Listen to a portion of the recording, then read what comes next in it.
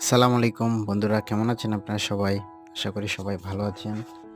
তো আজকের ক্লাসটা হচ্ছে আমরা সম্পূর্ণ মাইক্রোসফট ওয়ার্ডটা একসাথে দেখব। তো আজকের ক্লাসটা করলে আপনি বুঝতে পারবেন কিভাবে একটা ডকুমেন্ট তৈরি করতে হয়, কিভাবে প্রিন্ট করতে হয়, কিভাবে একটা সিভি তৈরি করতে হয়। তো এইসব বিষয়গুলো জানতে পারবেন। তো চলুন বন্ধুরা শুরু করি। তো আমি মাইক্রোসফট ওয়ার্ড ওপেন করলাম, দেখতেই পাচ্ছেন। আমরা দেখব প্রথমে কিভাবে একটা ডকুমেন্টকে কপি করতে হয়। তো মনে করেন আমি এই লাইনটাকে কপি পেস্ট করব। তো কপি পেস্ট করার জন্য প্রথমে লাইনটাকে এভাবে সিলেক্ট করতে হবে। সিলেক্ট করে দেখেন এই যে কপিতে ক্লিক করে আপনি যেখানে পেস্ট করতে চান এখানে গিয়ে জাস্ট পেস্টে ক্লিক করবেন। তাহলে কিন্তু দেখেন কপি পেস্ট কিন্তু হয়ে যাচ্ছে। তো একইভাবে আপনি যদি কোনো ডকুমেন্টকে কাট করতে চান, তাহলে যেই লাইনটা বা যে ওয়ার্ডটা সেন্টেন্সটা কাট করতে চান সেই সেন্টেন্সটা আপনি সিলেক্ট করবেন, সেই অংশটুকু তারপরে এই যে কাটে ক্লিক করবেন, তাহলে কিন্তু আপনার ডকুমেন্টটা কাট হয়ে যাচ্ছে। একইভাবে কাট করার পর আপনি কিন্তু পেস্ট করতে পারেন। এই যে দেখেন বন্ধুরা, তো তাহলে আমরা এখন দেখলাম কপি, কাট, পেস্ট। তো এখন দেখবো আমরা বোল্ড করা। তো কোনো একটা লাইনকে যদি আপনি বোল্ড করতে চান তাহলে সিলেক্ট করবেন, সিলেক্ট করে বিতে ক্লিক করলে কিন্তু এই যে বোল্ড হয়ে যাবে।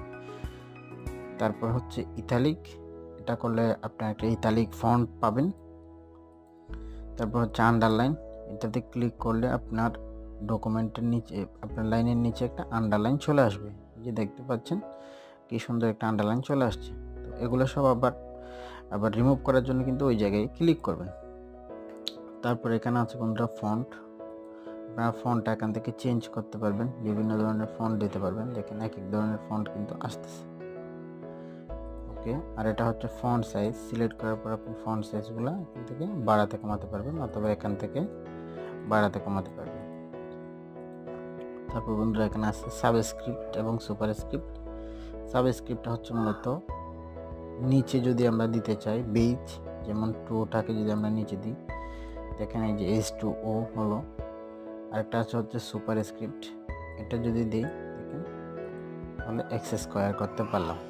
এই ধরনের কাজগুলো করার জন্য সুপারস্ক্রিপ্ট, সাবস্ক্রিপ্টগুলো আমরা ব্যবহার করতে পারি। এরপর আছে বন্ধুরা আপনার এই যে আবার চেঞ্জ কেস, এটা দিয়ে আপনি লেখাগুলোকে বড় হাতের এবং ছোট হাতের করতে পারবেন। যে আপার কেস দিলাম, লোয়ার কেস দিলাম, সেন্টেন্স কেস দিলে সেন্টেন্সের মতো হয়ে যাবে বন্ধুরা। এরপর হচ্ছে আপনার টেক্সট হাইলাইট কালার, এটা দিয়ে আপনি টেক্সটের পেছনে একটা কালার দিতে পারবেন টেক্সটকে হাইলাইট করার জন্য। আর এটা হচ্ছে আপনার টেক্সট কালার, বিভিন্ন ধরনের টেক্সট কালার আপনি এখান থেকে দিতে পারেন। এরপর আছে বন্ধুরা বুলেটসটা হচ্ছে আপনার লিখার সামনে কোনো ধরনের যদি চিহ্ন আপনি ব্যবহার করতে চান, যেমন আপনি যেটাই দিবেন সেটা কিন্তু হয়ে যাচ্ছে। তো একইভাবে আপনি যদি এটা রিমুভ করতে চান এখানে গিয়ে নানে ক্লিক করবেন। তারপর আছে বন্ধুরা নাম্বারিং, সেম বুলেটসের মতোই আপনি যে কোনো একটা নাম্বার ফরম্যাট এখান থেকে দিতে পারেন। তো এরপর হচ্ছে আপনার আছে অ্যালাইনমেন্টটা হচ্ছে আপনি যদি লেখাকে ডানে বামে নিয়ে যেতে চান, যেমন আমি এই লেখাটাকে যদি মধ্যখানে আনতে চাই এটাতে ক্লিক করব অ্যালাইন সেন্টারে, যদি ডানে আনতে চাই এটাতে ক্লিক করব অ্যালাইন রাইট, আর এটা হচ্ছে অ্যালাইন লেফট। দেখতে পাচ্ছেন বন্ধুরা। তারপর দেখেন আমি এই দুইটা লাইন সিলেক্ট করলাম। এর পরবর্তী আমরা দেখব লাইন স্পেসিং, একটা লাইনের পর আরেকটা লাইনের যে দূরত্ব এটা আপনি এখান থেকে সেট আপ করতে পারবেন। দেখেন বন্ধুরা। ওকে, নেক্সট হচ্ছে আমরা যাব হচ্ছে বর্ডারে। এই যে বর্ডারটা হচ্ছে আপনি কোন একটা লেখাকে যদি আপনি বর্ডার করতে চান, যেমন আমি এই লেখাটাকে একটা বক্স করে বর্ডার দিতে চাচ্ছি, এখান থেকে আপনি নিচে দিতে চাইলে বটম বর্ডারে ক্লিক করবেন। এই যে দেখেন হয়ে যাচ্ছে। তো আমি যদি চাই এটাকে চারদিকে বর্ডার দেবো তাহলে অল বর্ডার দিতে পারি, দেখেন।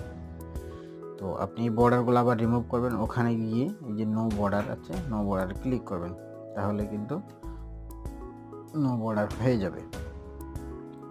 ওকে বন্ধুরা, নিশ্চয়ই এগুলো বুঝতেই পেরেছেন, খুবই সহজ বিষয়। দেন হচ্ছে আমরা শিখবো হচ্ছে ফাইন্ডটা হচ্ছে আপনার যে কোনো একটা লেখাকে খুঁজে বের করা। যেমন আমি যদি ফাইন্ডে ক্লিক করে এখানে যদি লিখি কুইক,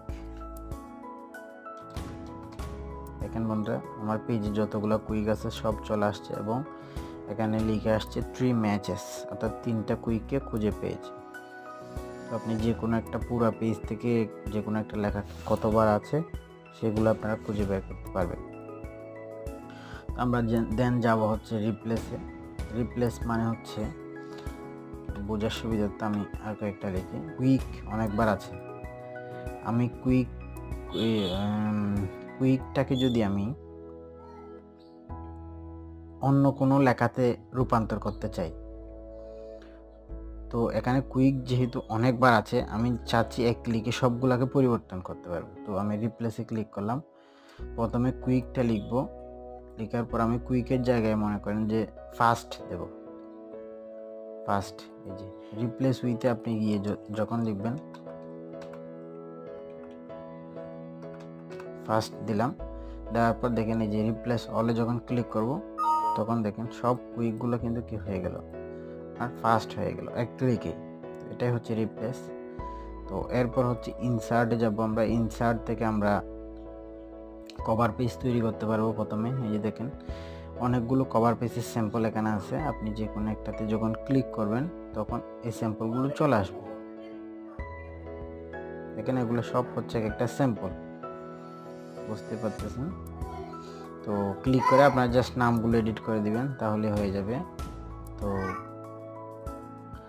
তো বন্ধুরা দেখেন এরপর হচ্ছে টেবল। টেবলটাও খুবই সহজ একটা টপিকস।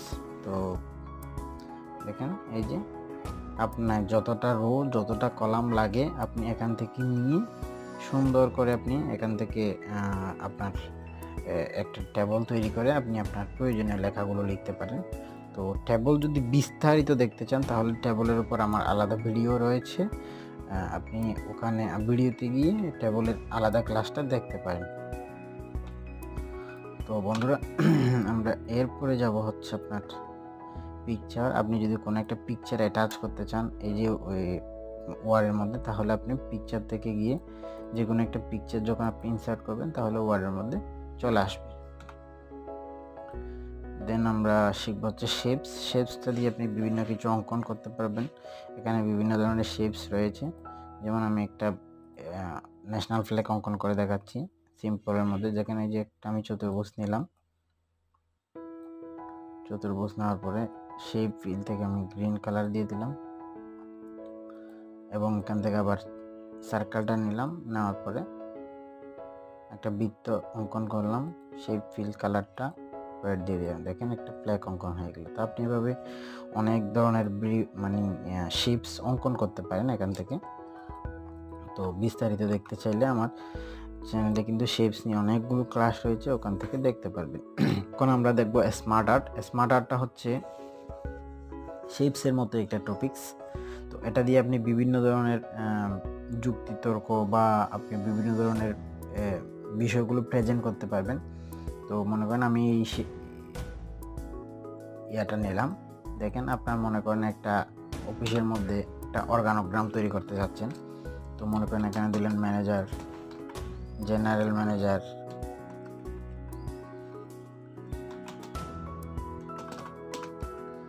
এরকম আর কি আপনার যে তারপর হচ্ছে অ্যাসিস্ট্যান্ট ম্যানেজার, এভাবে আপনি দিতে পারেন। এভাবে দিয়ে আপনি একটা ফ্লো তৈরি করতে পারবেন বিভিন্ন ধরনের। তো বন্ধুরা এরপর আমরা দেখব হচ্ছে আপনার হেডার এবং ফুটার। তো আমি যেগুলো ইম্পর্টেন্ট এগুলাই দেখাচ্ছি, যেগুলো আপনাদের কাজে লাগবে ডকুমেন্ট তৈরি করতে। বন্ধুরা আমরা এখন দেখব হেডার।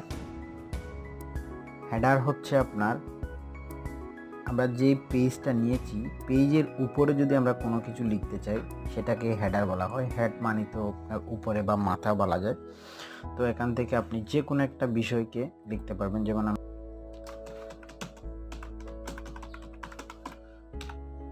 যেমন দেখেন এই যে এটা কিন্তু পেজের উপরে সেট আপ হয়ে গেল। তো এগুলাই হচ্ছে মূলত হেডার।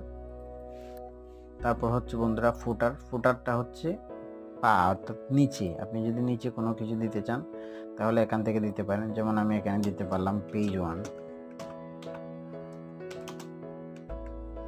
এই ধরনের আর কি বন্ধুরা। ফুটারটা হচ্ছে আপনার পেজের নিচে থাকবে আর হেডারটা হচ্ছে পেজের উপরে থাকবে। তো তো বন্ধুরা এরপর হচ্ছে পেজ নাম্বার। পেজ নাম্বারটা হচ্ছে আপনি মনে করেন আপনার এখানে 50টা পেজ আছে, আমি কয়েকটা পেজ নিলাম বন্ধুরা। দেখেন আপনি পেজগুলোর একটা নাম্বার দিতে চাচ্ছেন, তো সেটা আপনি উপরে দিবেন না নিচে দিবেন, যে কোনো জায়গায় দিতে পারেন। আমি মনে করেন একটা উপরে একটা পেজের নাম্বার দিতে যাচ্ছি, তো আমি এই কোণায় দিব। তো এখানে দিলাম, মনে করেন আমি এটা অটোমেটিক্যালি সেট আপ হয়ে যাবে। দেখেন এই যে 1, আমি এখানে দিলাম পেজ নং 1। ওকে, আপনি চাইলে এটাকে একটু বোল্ড করতে পারেন, যেটা আমি আগে দেখিয়েছিলাম, একটু বড় করতে পারেন, কালার টালার দিতে পারেন। ওকে, দেখেন বন্ধুরা এখন কিন্তু প্রত্যেকটা পেজে আলাদা আলাদা নাম্বার চলে আসছে, দেখতে পাচ্ছেন নিচে প্রত্যেকটা পেজের উপরে কিন্তু নাম্বারটা চলে আসছে। তো আপনি যতগুলো পেজই থাকুক না কেন খুব সহজে একটা নাম্বারিং আপনি চাইলে করতে পারবেন। ওকে বন্ধুরা, তারপর হচ্ছে টেক্সট বক্স। টেক্সট বক্স দিয়ে আপনি কোনো একটা টেক্সট বক্সের জায়গায় আমি আপনাদেরকে টেক্সট বক্সটা এখানেও রয়েছে সেই পেজে, দেখেন সেম কিন্তু লোগো, এটা দিয়ে আপনি যে কোনো জায়গায় লেখালেখি করতে পারবেন মাইক্রোসফট ওয়ার্ডে। তো বন্ধুরা এরপর হচ্ছে আমরা দেখব হচ্ছে ওয়ার্ড আর্ট। ওয়ার্ড আর্টটা দিয়ে আপনি বিভিন্ন ধরনের লেখাগুলো আপনি লিখতে পারেন, ডিজাইনেবল যে লেখাগুলো সেগুলো আপনি লিখতে পারেন।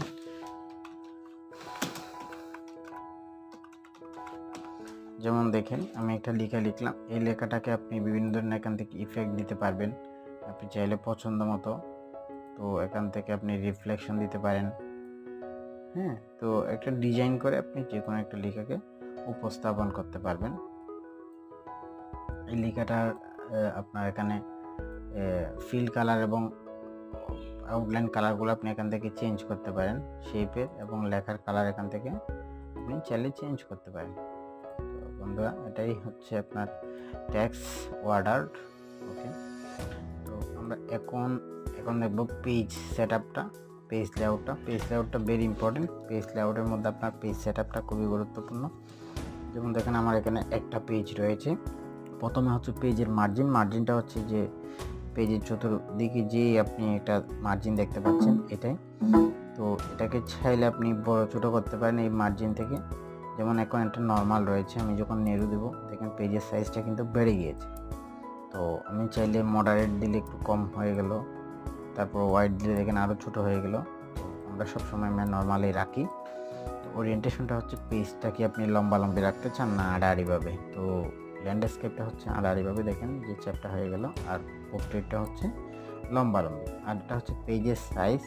আপনি বিভিন্ন ধরনের পেজের পেপারের সাইজ থাকে আমরা জানি, এখান থেকে আপনি যে কোনো একটা পেপার সাইজ দিতে পারেন। যেমন আমি লেটার আছে, আমি চাইলে লিগ্যাল দিতে পারি, লিগ্যালটা হচ্ছে অনেক লম্বা একটা পেজ, তো আমি A4 সাইজ দিতে পারি। এখান থেকে বিভিন্ন ধরনের সাইজ রয়েছে, এগুলো আপনারা দেখে নেবেন।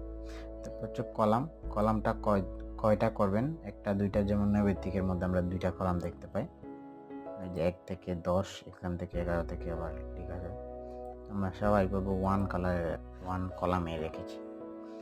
তারপর হচ্ছে আপনার ওয়াটারমার্কটা হচ্ছে আপনি পেজের পেছনে যদি কোনো একটা লেখা টেক্সট দিতে চান সেক্ষেত্রে আপনি এখান থেকে দিতে পারেন। যেমন আমি কাস্টম ওয়াটারমার্কে গেলাম, কাস্টম ওয়াটারমার্ক থেকে আমি চাচ্ছি আমার একটা নাম দিতে, তো এটা আমি এখানে টেক্সটে গিয়ে যেমন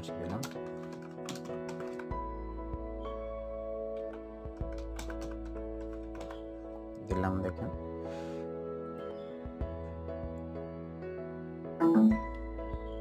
লেখাটা কিন্তু পেছনে পড়েছে। তো আমি যদি চাই এটাকে আরেকটু ক্লিয়ার করে দেখানোর জন্য, এই যে দেখা যাচ্ছে কালারটা আপনি এখান থেকে চেঞ্জ করতে পারেন, যে ব্ল্যাক দিয়ে কিন্তু ক্লিয়ারলি দেখতে পাবেন, এই দেখতে পাচ্ছেন। তো এই লেখাগুলো যদি আপনি উঠাই ফেলতে চান এখানে গিয়ে রিমুভ ওয়াটারমার্ক এটাতে ক্লিক করবেন। ওকে, তারপর হচ্ছে পেজ কালার তো বুঝেন, পেজে কোন ধরনের কালার দিবেন এখান থেকে দিতে পারেন, আমি নো কালার। তারপর হচ্ছে পেজ বর্ডার দিয়ে আপনি বিভিন্ন ধরনের পেজে বর্ডারগুলো দিতে পারেন। যেমন এই যে দেখেন আমি যদি এটা দিতে চাই, চারিদিকে একটা বর্ডার চলে আসছে। তো এখানে বিভিন্ন ধরনের আর্ট বর্ডার আছে, এখান থেকে যে কোনো একটা দিতে পারেন। তো ওকে বন্ধুরা, এটা ছিল মোটামুটি মাইক্রোসফট ওয়ার্ডের আপনার বেসিক এবং খুব অল্প সময়ের মধ্যে পুরো মাইক্রোসফট ওয়ার্ডের প্যাকেজটা। তো এমনি আমার প্রত্যেকটা টপিকস নিয়ে আলাদা আলাদা ভিডিও রয়েছে, এগুলো হচ্ছে বিস্তারিত জানার জন্য দেখতে পারেন। তবে এতটুকু পারলেই আপনি যে কোনো ধরনের কাজ খুব সহজেই করতে পারবেন বন্ধুরা। তো সবাই ভালো থাকবেন, ধন্যবাদ সবাইকে।